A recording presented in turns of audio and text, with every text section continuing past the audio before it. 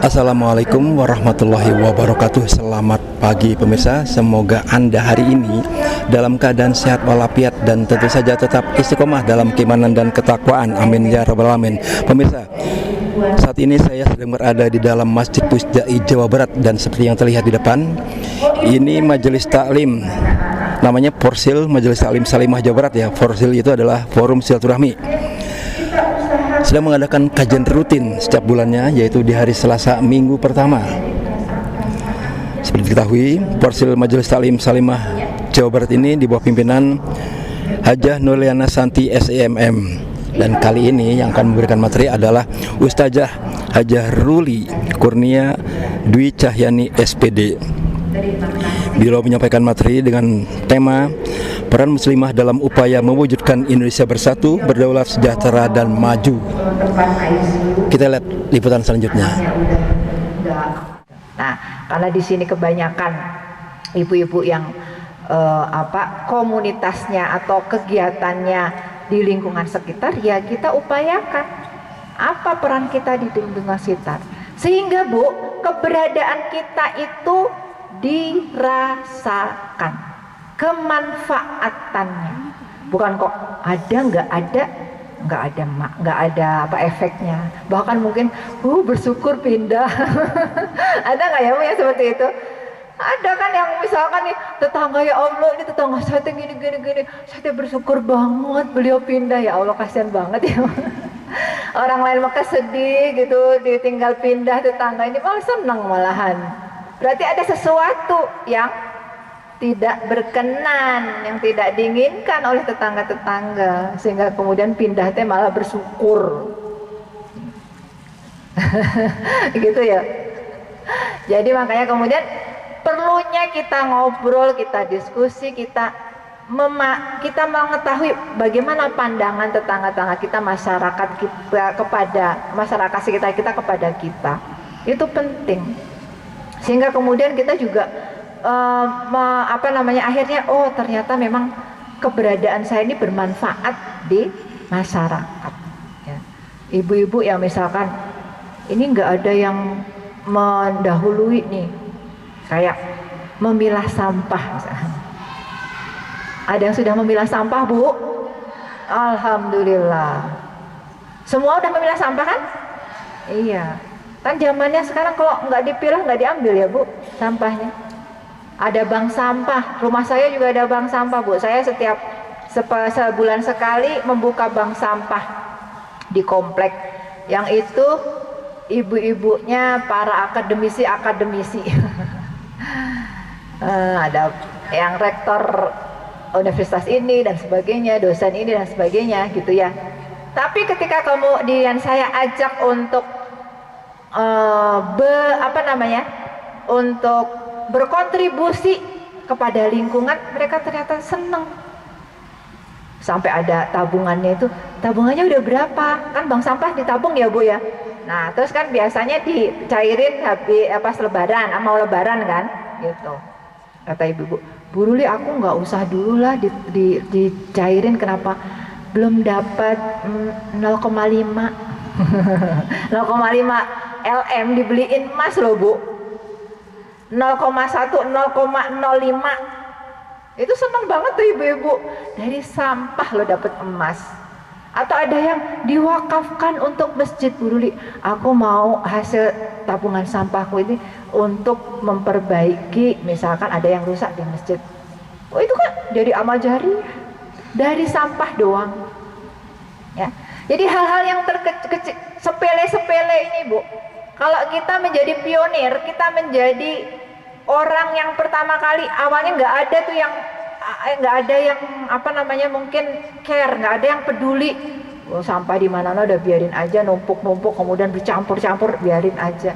Kita yang mulai dari rumah kita, terus kita sampaikan ke tetangga-tetangga kita, kemudian tetangga-tetangga kita ngikutin, kemudian itu jadi suatu komunitas. Wah itu luar biasa ya. Itu hal yang sepele ya, itu tentang sampah. Karena apa?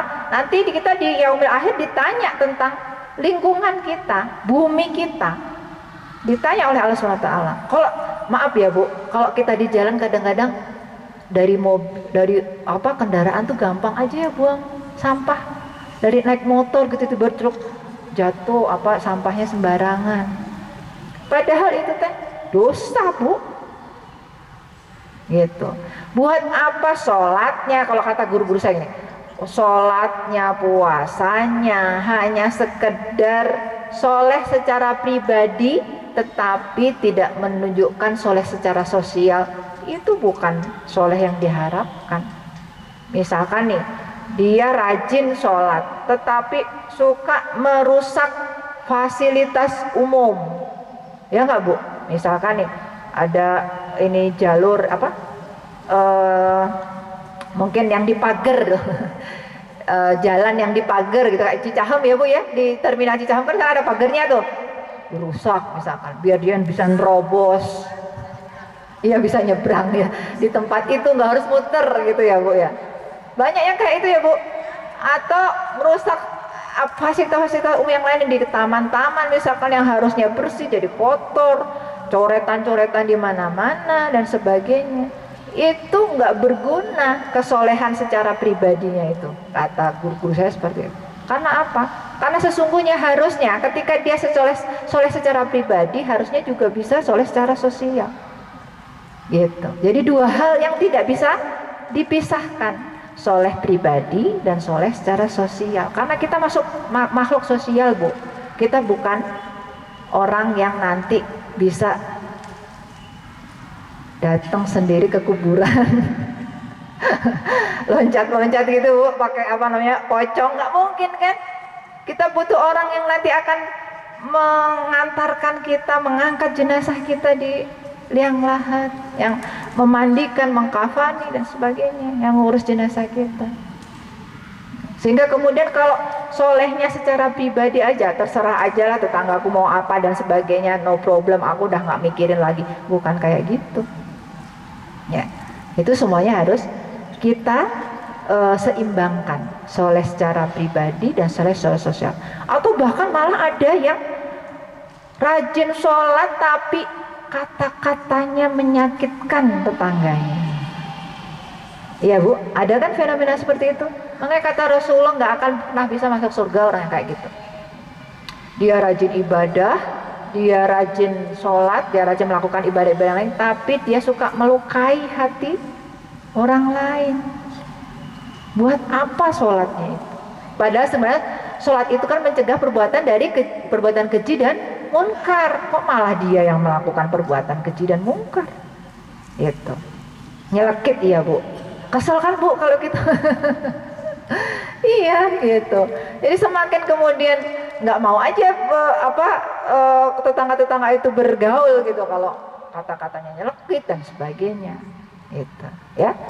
Sehingga dari sini bu, ibu bisa membuat program apa bu? Jadi jangan di awang-awang aja, oh iya, harus tertulis programnya itu. Aku buat peran keluarga apa yang bisa saya lakukan, tulis bu. Karena otak kita ini terbatas. Jadi kalau diinget pasti ada yang lupa. Nah, salah satu caranya adalah dengan ditulis. Oh iya, anakku yang pertama ini kayaknya harus diingatkan tentang hal ini. Jadi anak pertama, anak kedua, anak ketiga beda-beda, nggak sama kan bu? Iya. Makanya kemudian kita punya catatan-catatan buat anak pertama apa, kedua apa, ketiga apa, buat cucu-cucu yang masih kecil apa, yang dewasa apa, yang remaja. Nanti kalau ibu terbiasa seperti itu, ibu akan menjadi orang yang produktif. Karena apa? Ada programnya setiap hari, nggak kok gabut bahasanya anak sekarang ya. Jadi kayak sibuk ini sibuk itu tapi nggak jelas hasilnya gitu, atau sebenarnya bingung mau ngapain ya. Jadi harus ada programnya. Ibu beli buku yang 1000-an, ada nggak sih bu 1000-an sekarang? 2000 lah ya, yang buku kecil itu loh bu, buku tulis anak-anak sekolah biasa yang tipis aja. Habis gitu ibu tulis program. peran dalam keluarga. Untuk pribadi ibu, apa yang ibu ingin perbaiki dulu, apa yang ibu ingin berikan sebagai contoh, tulis. Pingin tilawah sehari 1 juz, dan itu harus disiplin. Karena kalau hari ini iya, besok enggak, hari ini iya, besok enggak, ya nanti nggak akan bisa berefek ya kepada keluarga. Tapi meskipun ngantuk, meskipun ini kalau belum 1 juz ya udah terus dikejar kayak gitu. Setiap hari sholawat 100 kali, 1000 kali misalkan. Kalau belum terus. Nah itu program itu ditulis, kemudian setiap hari ibu contreng. Jadi jangan anak-anak TK sama SD doang yang apa bu, nyontreng kegiatan harian. Ibu-ibu sebagai nenek harus melaksanakannya gitu. Sehingga kemudian ibu-ibu akan objektif menilai diri sendiri dan menilai Allah SWT. Kan ada orang yang datang kepada saya, aku udah capek berdoa, kenapa? Udah gini-gini kagak dikabulkan. Saya nanya, bu, doanya berapa kali? Diem aja. Padahal kadang-kadang menurut kita tuh sudah pol-polan gitu ya, ternyata baru sedikit bu. Para salafus soleh, para ulama itu kok berdoa itu ribuan kali. Makanya kemudian kita bisa melihat ya kisah-kisah Nabi dan para nabi dan rasul yang dalam kondisi terjepit kemudian diberi pertolongannya langsung oleh Allah SWT. Itu sebelum-sebelumnya beliau itu sudah berusaha untuk mengamalkan wirid-wirid doa-doa yang ribuan kali, sehingga pada saat Nabi Yunus di dalam perut ikan paus yang begitu berat dan sebagainya, Allah memberikan pertolongannya. Nabi Ibrahim dibakar dalam kondisi hidup-hidup, ternyata apinya didinginkan oleh Allah SWT. Nabi Musa ketika dalam kondisi terjepit, di belakangnya ada Fir'aun dan pasukannya, di depannya ada laut, langsung sama Allah diberi pertolongan. Kita seringnya berdoanya banyak itu kok kepepet, ya nggak sih bu? Iya atau iya bu? Kalau lagi banyak uang, lagi santai, lagi sehat, berapa kali sholawatnya? Iya, berapa kali istighfarnya? Seringnya ya, kita itu pengennya itu instan. Begitu ada masalah, hari ini sholawat 1000 kali, cering, besoknya jadi selesai masalah gitu. Gitu ya bu ya. Oke, kemudian jangan harap kalau kitanya melakukan ketaatan itu dalam kondisi kita kepepet baru taat, kepepet baru taat, butuh baru taat. Repot bu, gitu. Sehingga kemudian perlunya kita membiasakan, mendisiplinkan amal-amal ini, mau dalam kondisi berat, kondisi ringan, kondisi sempit, kondisi lapang, kita tetap melakukan amal-amal kebaikan ini. Kita tulis bu. Siap bu? Siap, insya Allah. Ada kan buku yang 2000-an atau 3000-an ya? Nanti bulan depan saya tanya loh bu, udah beli bukunya belum? Gitu. Nanti kalau ada yang udah nulis, saya kasih hadiah insya Allah. Gitu ya. Jadi ditulis bu. Jadi tulis, termasuk juga harapan-harapan ibu, atau kalau zaman sekarang tuh anak-anak tuh bilang bikin resolusi ya, bikin resolusi itu mau apa yang kita harapkan tahun 1447 Hijriah. Ini kan kemarin Muharram ya bu ya. Jadi jangan kok gini-gini aja hidup teh. Harus ada sesuatu yang pengen kita gapai tahun ini teh, harus apa misalkan. Tahun ini saya harus bisa khatam Quran sebulan 2 kali misalkan. Itu harus ditulis bu. 2 kali berarti 2 juz ya sehari. Itu. Atau apa saja keinginan-keinginan ibu yang itu memang baik buat dunia dan akhirat. Itu. Nanti kalau udah terbiasa kayak gitu, si resolusi itu nanti harapan-harapan itu di akhir tahun kita akan bisa, oh ya Allah ternyata aku nulis ini ternyata jadi doa, nulis ini ternyata kesampaian loh. Itu saya diajar sama anak-anak saya itu. Anak-anak itu kan dia udah nggak mikir lagi kalau nulis tuh ini kira-kira mustahil nggak sih gitu. Kan kadang-kadang kalau saya sih mikir-mikir, ya kok muluk-muluk amat misalkan. Kalau anak-anak enggak, pokoknya tulis aja. Begitu udah kesampaian gitu ya, diijabah oleh Allah SWT. Oh ya tuh kan Mi gitu ya, bikin resolusi untuk keluarga seperti apa, untuk masyarakat seperti apa. Ibu punya catatan, misalkan oh ya belum aktif di masjid rumah misalkan. Oh ya belum aktif di arisan atau di kumpul-kumpulan di kegiatan-kegiatan masyarakat, sekarang mau aktif dulu aja, misal tulis aktif dulu, nggak usah yang muluk-muluk dulu, nggak apa-apa Bu. Jadi aktif cuma hanya sekedar datang bersilaturahmi udah alhamdulillah, nggak harus jadi pengurus dulu langsung, misalkan harus jadi pengurus majelis taklim di masjidnya. Kalau sudah jadi alhamdulillah, kalau belum nggak apa-apa jadi anggota dulu misalkan ya. Itu ditulis, nanti ibu sesudah menulis tuh akan bisa mengevaluasi. Jadi bikin rapot Bu kita teh sebelum dikasih rapot sama Allah SWT. Jadi per bulan kita bikin, oh alhamdulillah banyak yang terlaksana, atau ya Allah astagfirullahaladzim ternyata banyak bolongnya, harus diperbaiki lagi dan sebagainya. Nah kalau seperti itu nanti insya Allah kita akan produktif, kita akan jadi orang yang setiap hari itu punya jadwal-jadwal kebaikan-kebaikan buat diri sendiri, buat keluarga, buat masyarakat. Gitu ya Bu, siap Bu? Insya Allah siap ya, insya Allah. Kalau kita terbiasa seperti itu Bu, kita kan nggak tahu umur kita sampai kapan. Kalau kita terbiasa bermanfaat untuk diri sendiri, untuk keluarga, untuk masyarakat, sewaktu-waktu Allah mengambil kita, nanti yang dibicarakan mereka itu adalah kebaikan-kebaikan kita, kebermanfaatan kita. Mereka malah justru merasa, ya Allah ditinggal gini. Mereka merasa sedih, merasa kehilangan. Bukan kok, alhamdulillah. Karena nyebelin misalkan, enggak kayak gitu ya Bu ya.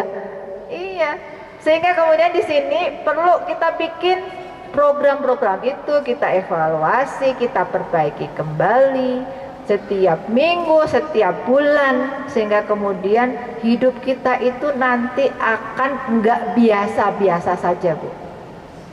Insya Allah akan luar biasa, karena kita mempunyai kebermanfaatan yang lebih. Kebermanfaatan yang lebih itu bagian dari keberkahan. Apa Bu? Keberkahan. Jadi Allah memberikan keberkahan kepada usia kita itu kalau kita bermanfaat untuk orang lain juga. Insya Allah berkah Bu. Ya. Pengen nggak Bu menjadi orang-orang yang diberkahi Allah SWT? Ya, baik. Jadi insya Allah itu karena udah setengah 11 ya.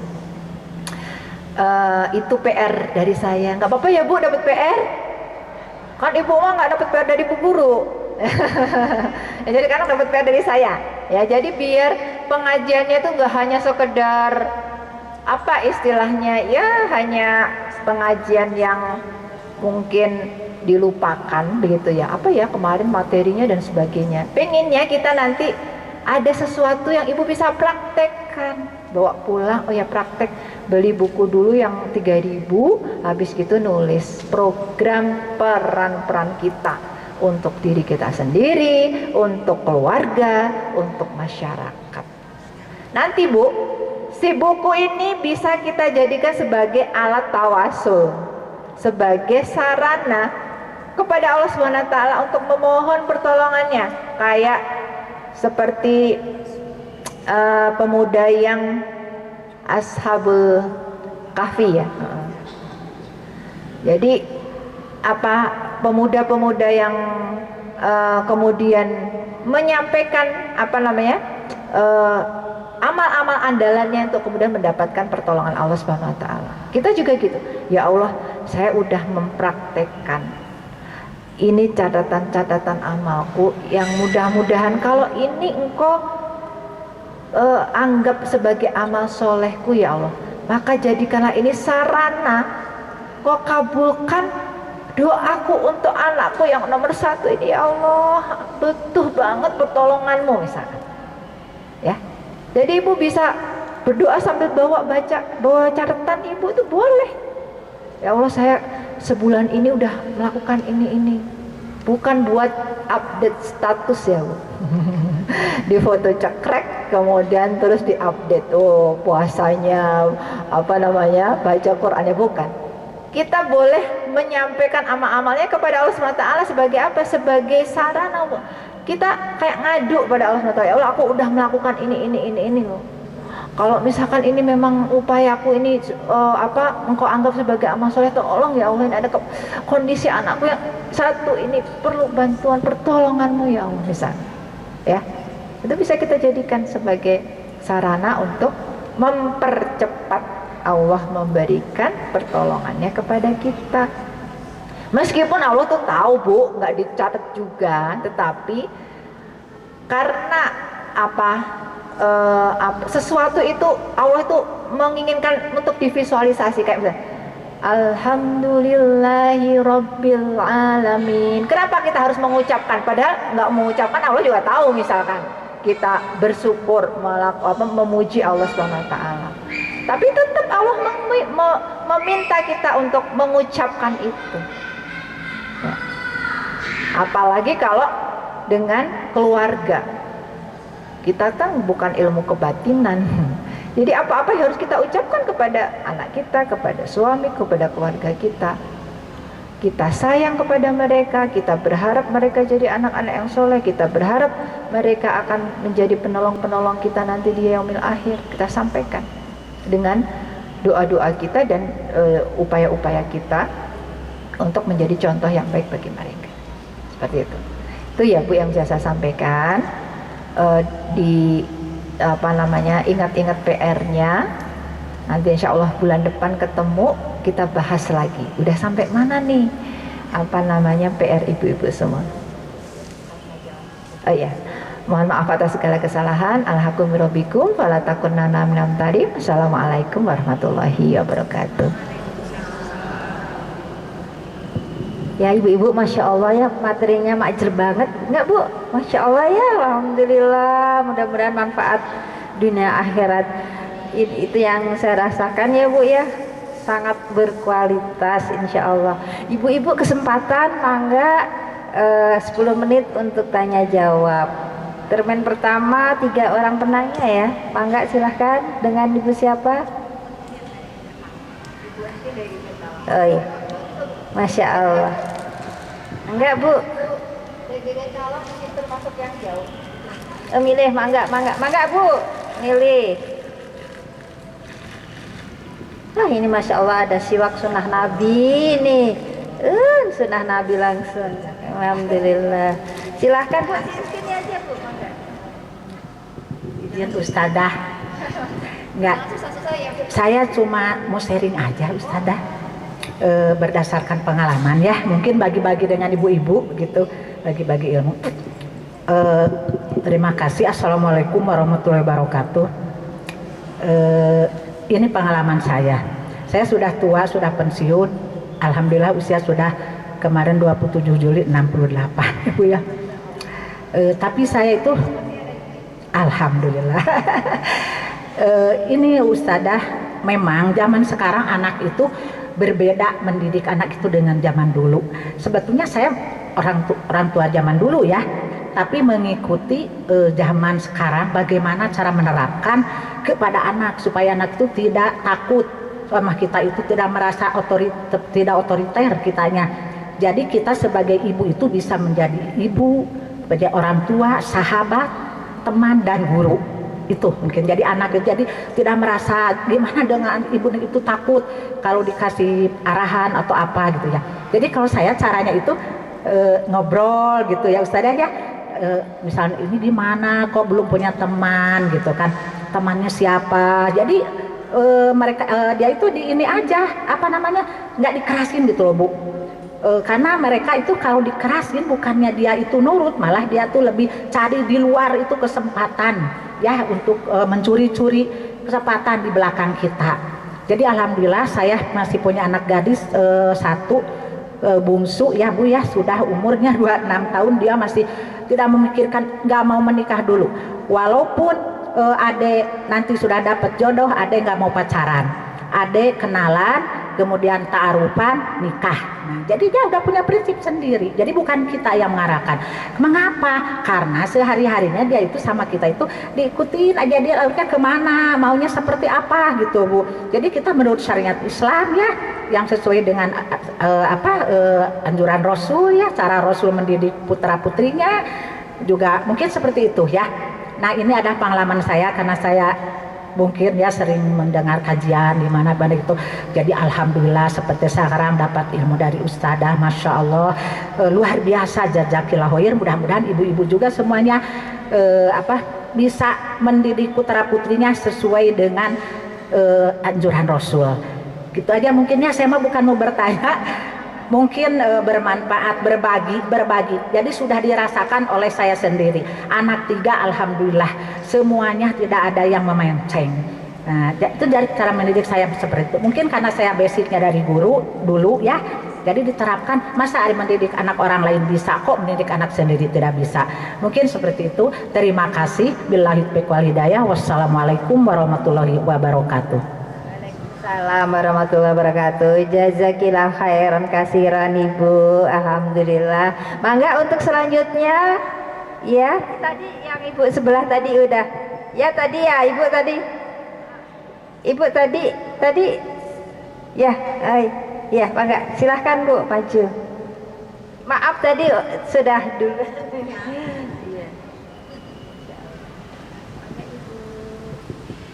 Bismillahirrahmanirrahim. Assalamualaikum warahmatullahi wabarakatuh.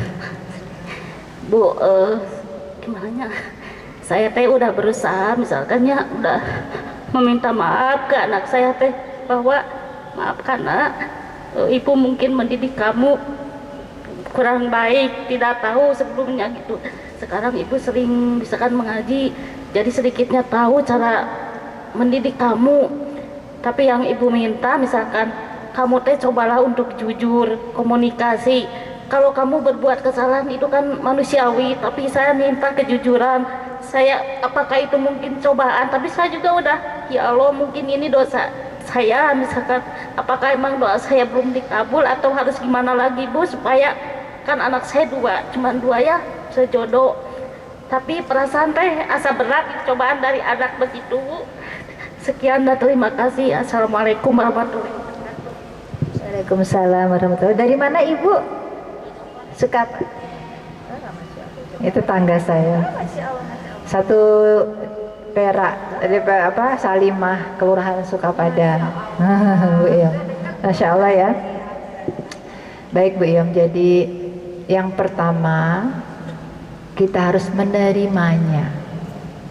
Jadi apapun itu, gimana pun anak kita mau mungkin tidak sesuai dengan harapan kita, segimanapun juga kita terima dulu Bu.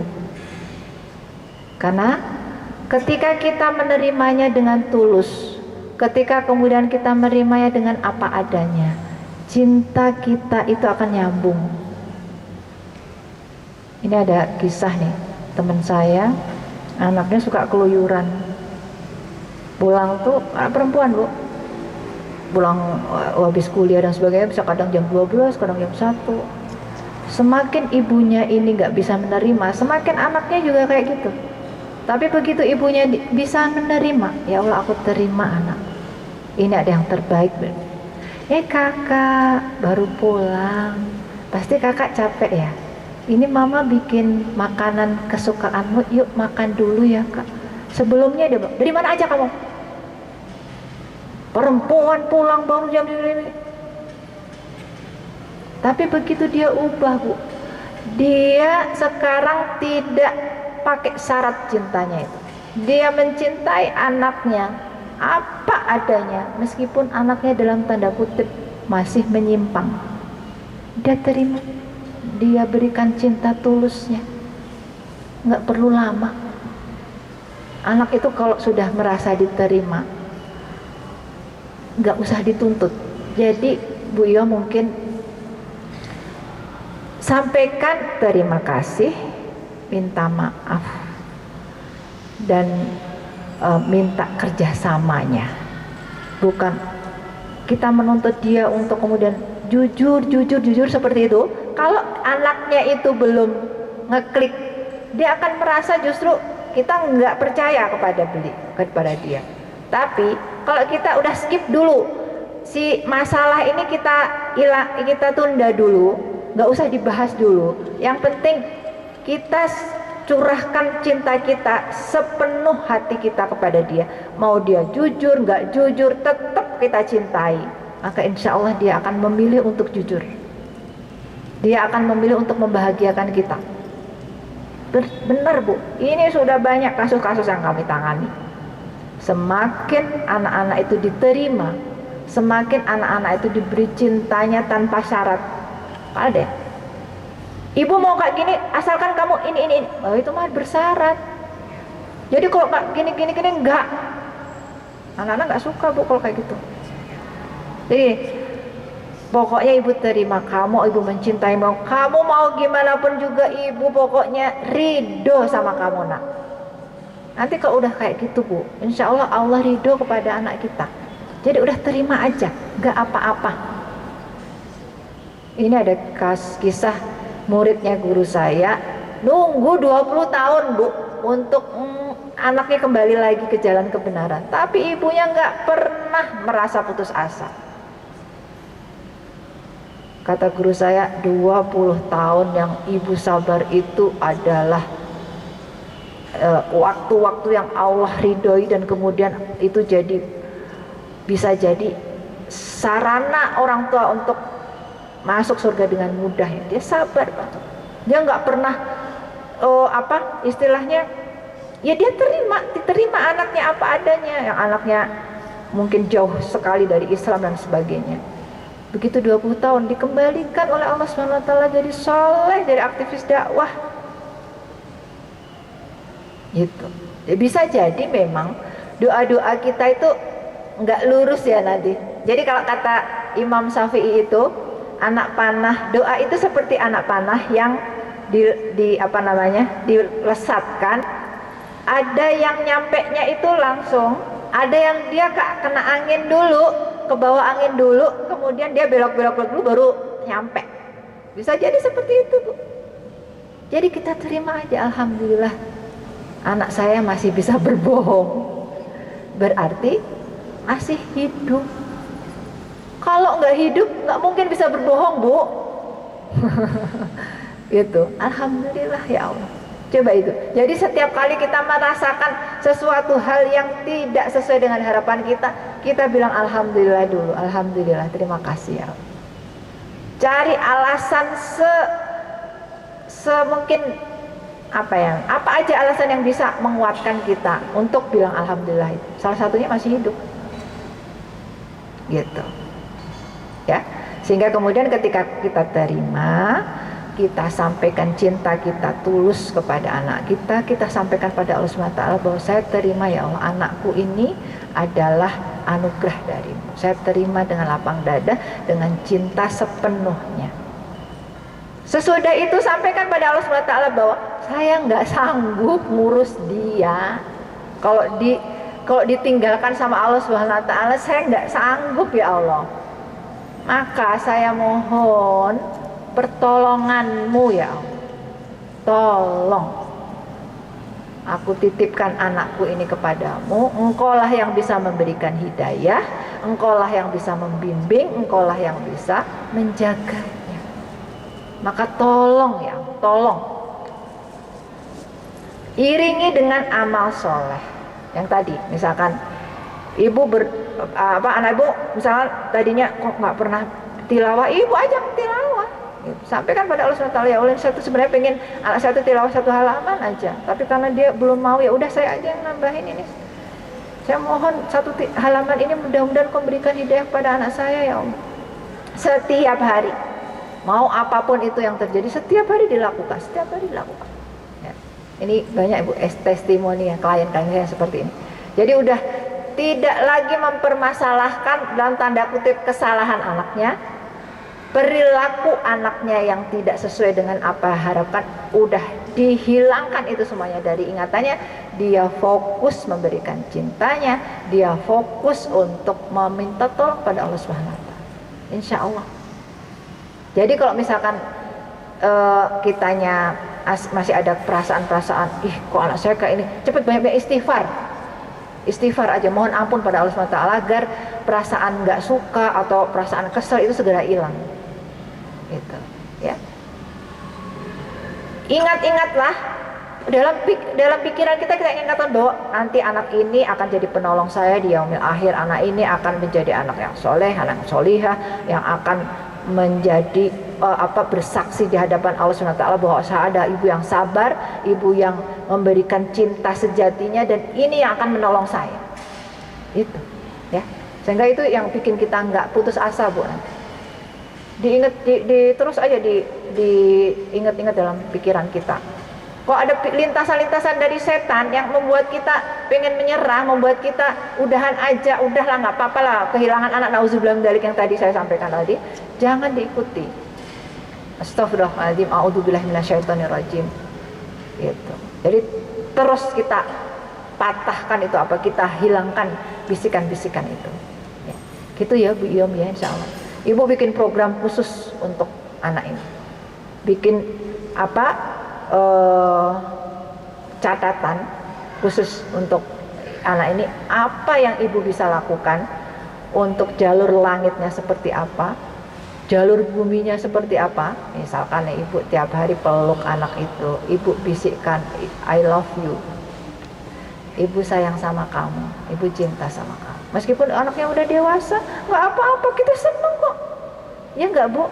Kalau tiba-tiba ibu kita yang sudah sepuh kemudian meluk terus bilang bahwa ibu teh sangat sayang sama kamu, kita seneng ya, meskipun kita udah tua misalkan, tetap seneng gitu. Apalagi anak-anak yang masih muda. Jadi sampaikan setiap hari kita peluk, setiap hari kita sampaikan cinta kita, setiap hari kita sampaikan titipin pada Allah Subhanahu wa Ta'ala.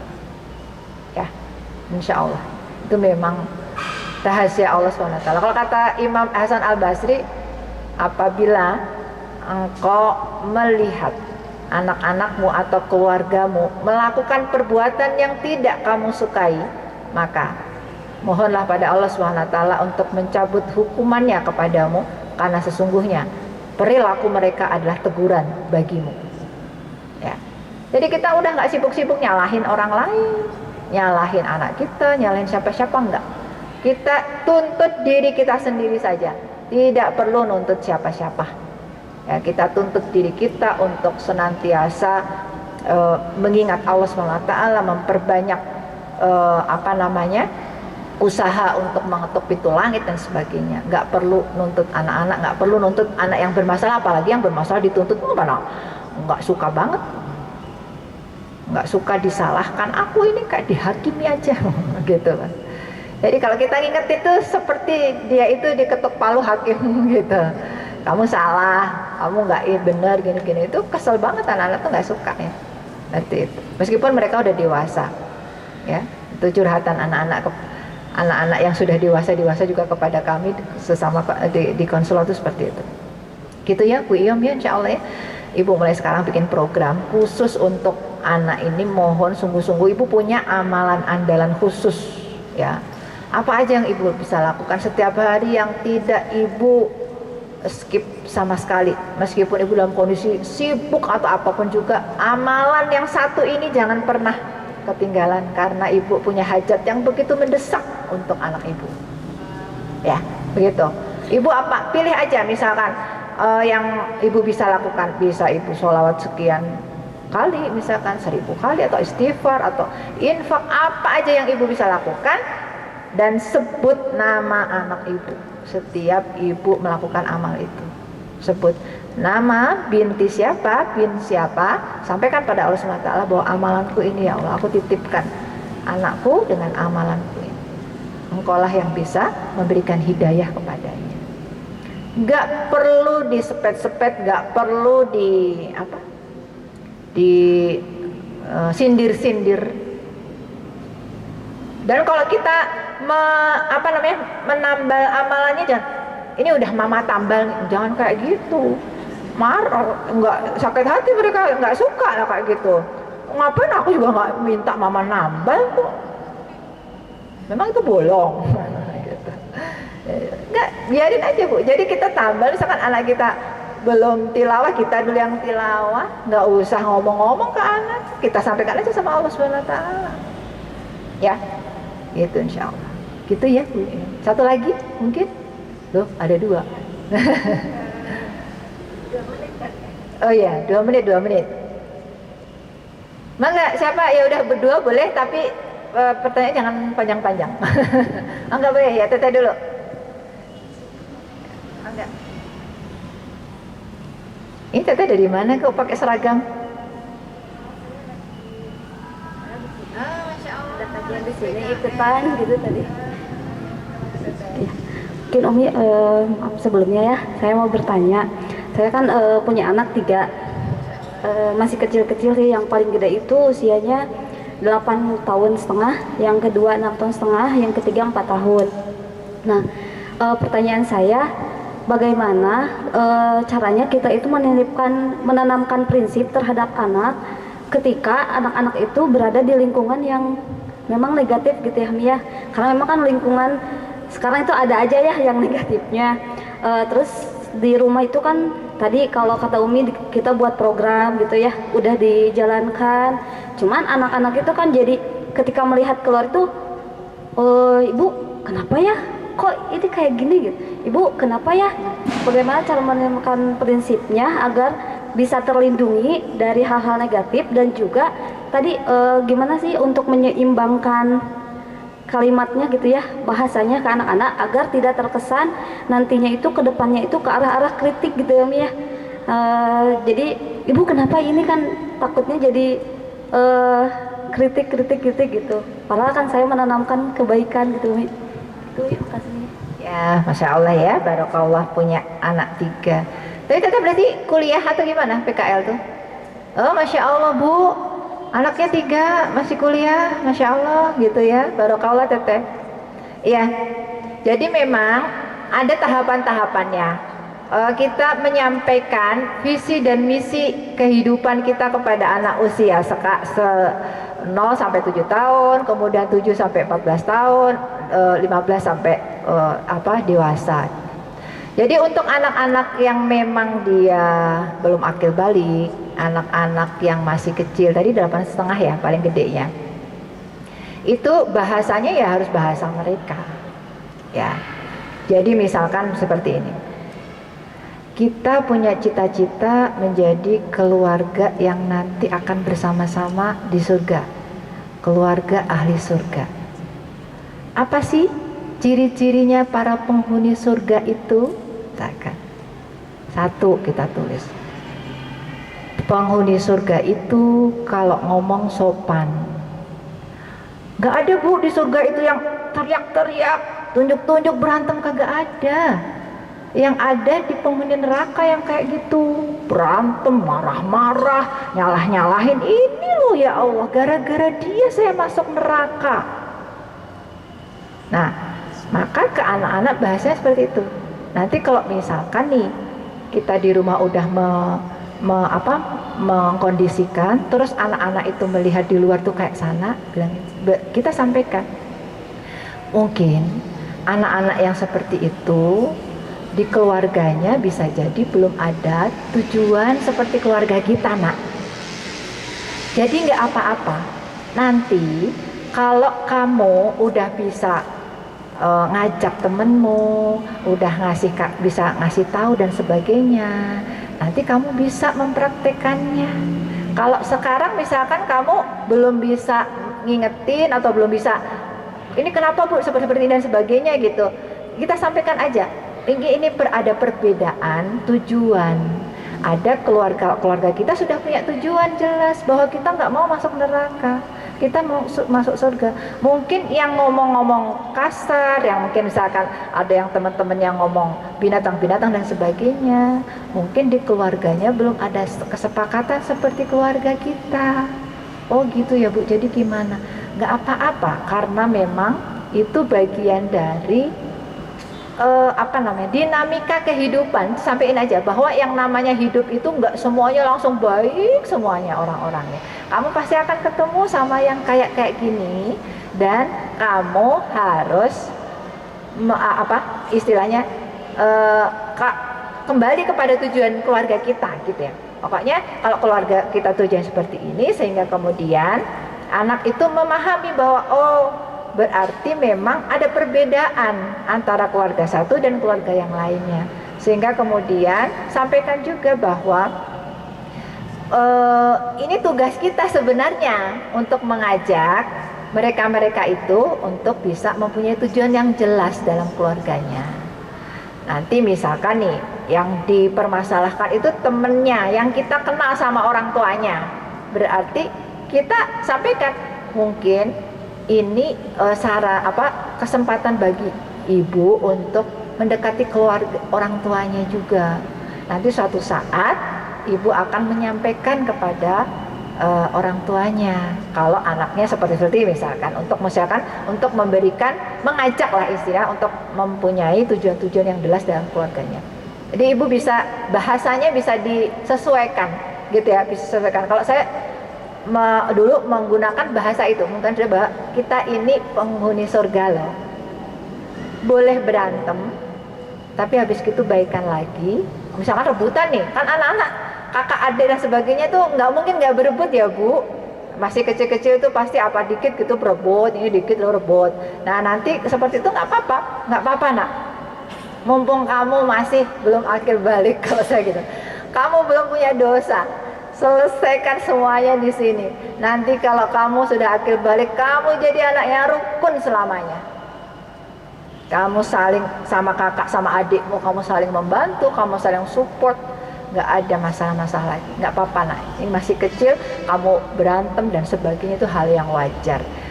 Rangkulan lagi, salaman lagi, maafin lagi, ya seperti itu ya Bu. Nanti insya Allah kalau demikian, ya anak-anak itu jadi ingat, oh iya, aku kan penghuni surga, gitu.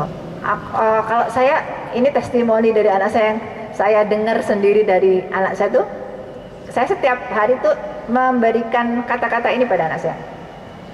Umi udah titipin kamu kepada Allah ya nak. Insya Allah kamu akan baik-baik saja dimanapun. Itu mau sekolah tuh saya gitu ya. Kamu nanti di sekolah akan baik-baik saja. Kan di sekolah, Umi aku ada ujian, terus aku tuh belum siap. Gimana ya? Enggak, insya Allah kamu bisa nak. Berangkat, Umi udah nitipin kamu kepada Allah SWT. Insya Allah bisa. Itu bagi anak saya, dia merasakan energi yang luar biasa. Yang tadinya pesimis, tadinya mungkin nggak mau ikut ujian gitu ya, jadi optimis. Biasanya kalau udah gitu saya tanya, gimana tadi ujiannya? Iya Mi, 100, makasih ya. Coba kalau dia hanya belum udah pundung fisabilillah, nggak mau sekolah gara-gara takut misalnya. Dan saya testimoni ya, putrinya Umi Ruli ini, boleh ya? Itu muridnya putri saya, dan ternyata Masya Allah memang diakui sama gurunya, yaitu putri saya. Memang putrinya Bu Ruli ini Masya Allah dibandingkan dengan yang lainnya itu sangat care, sangat rajin, padahal udah pinter gitu Bu. Ya Masya Allah ya, mudah-mudahan ini menjadi doa ya, karena memang pada saat itu anak saya juara umum Bu, lulusan terbaik gitu di sekolah ini, di tempat putrinya Umi Nina bekerja ini, dan dia juara umum terbaik di akademik dan juga terbaik di Al-Qur'annya, jadi dua-duanya gitu ceritanya. Pada saat itu dia bilang begini, yang sholat duha nggak ada loh, ini cuma aku doang gitu. Nggak apa-apa nak, itu bisa jadi jalan dakwahmu. Kalau kamu berprestasi, saya bilang gitu. Nanti kamu nggak usah ngajak-ngajak temenmu. Kalau kamu punya prestasi, temenmu akan melihat apa aja yang kamu lakukan. Bener itu. Ketika anak saya jadi juara umum, teman-temannya nanya, kamu kalau istirahat itu kemana? Kok kamu nggak ada? Aku sholat duha, kata anak saya. Sesudah itu teman-temannya semua sholat duha. Ayo ikutin ibu sholat duha. Jadi kata anak saya, iya Bi, ternyata nggak perlu keluar-keluar, nggak perlu ngajak-ngajak. Kita tunjukkan prestasi aja. Kalau kita berprestasi, insya Allah orang-orang yang di belakang kita itu akan ngikutin apa yang kita lakukan. Berarti itu, ya Ibu ya, insya Allah ya. Ini, dari situlah kemudian anak saya itu juga bertestimoni itu. Ingat banget, anak saya yang pertama itu sekolahnya di negeri waktu SMA. Dia itu ditembak sama kakak kelasnya. Tiba-tiba dia mau jalan ke kantin, terus tiba-tiba ada yang duduk sambil ngasih bunga. Kan dia tak kaget banget gitu. Dia aktif di DKM, si kakak kelasnya ini juga aktif di DKM, kan malu banget gitu.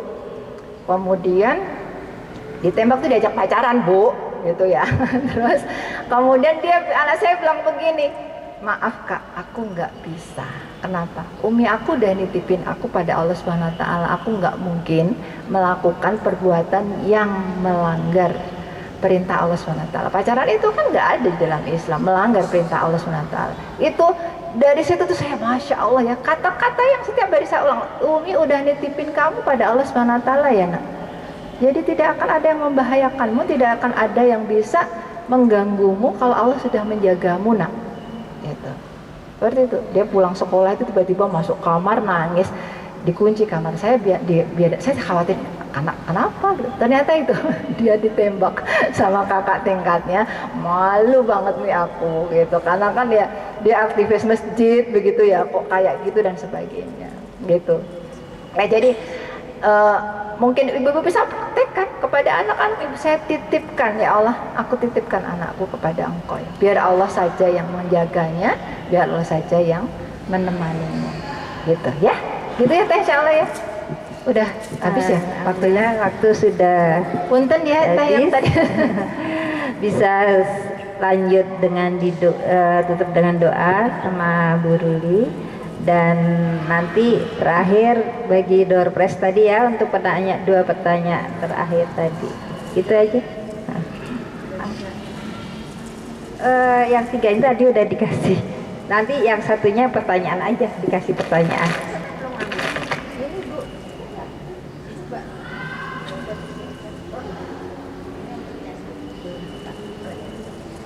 Mangga bisa ditutup dengan doa dari Bu Ruli. Dan terakhir nanti kita selain bagi dolores bisa foto bersama ya Bu ya. Mangga, assalamualaikum. Baik ya Ibu, ini kita akan sama-sama berdoa. Ini ada doa Robitoh namanya Bu.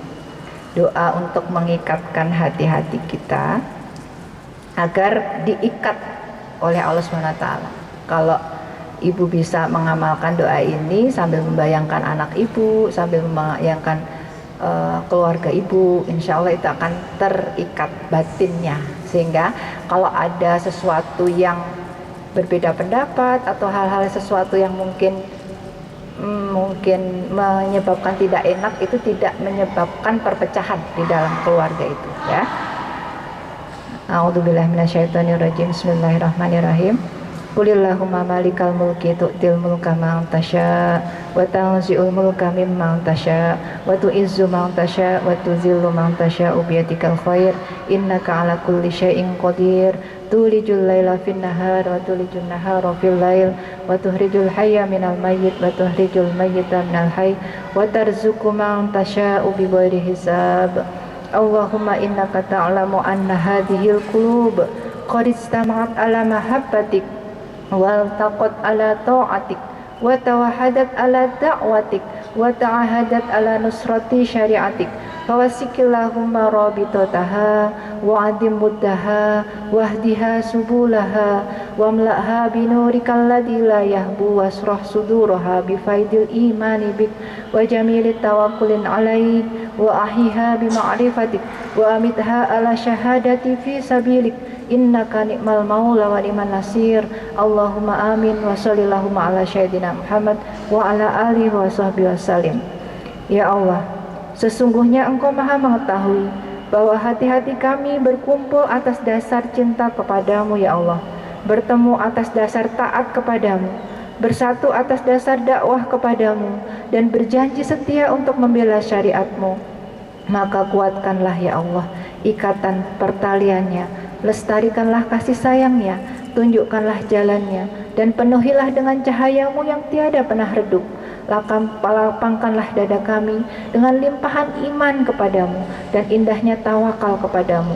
Hidupkanlah hati kami dengan makrifat kepadamu dan matikanlah kami sebagai syahid di jalanmu. Sesungguhnya Engkau sebaik-baik pelindung dan sebaik-baik penolong. Amin ya rabbal alamin. Assalamualaikum warahmatullahi wabarakatuh.